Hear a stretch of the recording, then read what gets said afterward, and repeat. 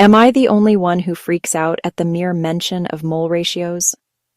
It's that moment in chemistry class where everything seems to turn into a jumble of abstract numbers and confusing conversions.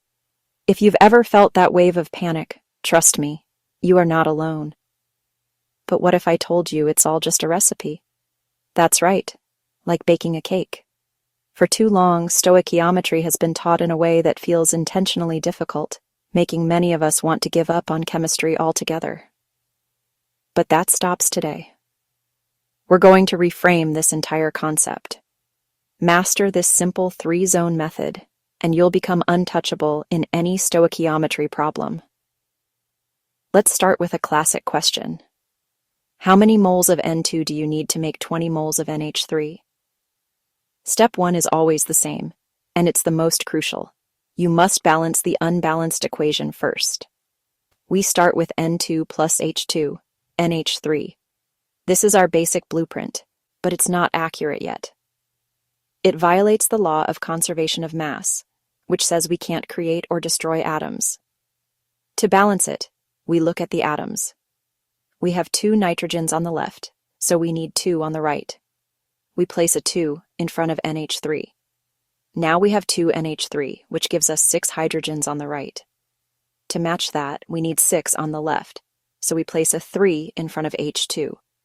Our balanced equation is N2 plus 3H2, 2NH3. Now think of this balanced equation as your chemical recipe. It tells us you need 1 part nitrogen gas and 3 parts hydrogen gas to produce exactly 2 parts of ammonia. This ratio is the heart of everything. Now let's use our 3-zone board. Zone 1 is for what you're given in the problem. The question gives us 20 moles of NH3, so we place that right here. Zone 2 is for what we want to find. The question asks for the moles of N2. So in this zone, we place the wanted chemical from our recipe, 1 mole of N2. This is our target unit. Zone 3 is the key to making it all work. It's our conversion factor. To create a fraction that lets us cancel units, we need to match the chemical from Zone 1. Since Zone 1 has NH3, we take the NH3 part of our recipe for Zone 3. From our balanced equation, that's 2 moles of NH3. Now, we set up the simple formula. Zone 1 times Zone 2, divided by Zone 3. This structure is the only thing you need to remember. Let's plug in our values. Zone 1 is 20 moles NH3, Zone 2 is 1 mole N2, and Zone 3 is 2 moles NH3. So we have 20 moles NH3 times 1 mole N2, all divided by 2 moles NH3. And here's the magic. Because we have moles of NH3 on the top and the bottom, they cancel each other out. This is dimensional analysis at its simplest. We are left with the exact unit we wanted to find, moles of N2. Now it's just simple math. We are left with 20 times 1 divided by 2, which equals 10. The final answer is 10 moles of N2. See? No complex conversions, just a simple recipe. This same trick works for every single mole-to-mole problem. Once you see it this way, you can solve millions of problems.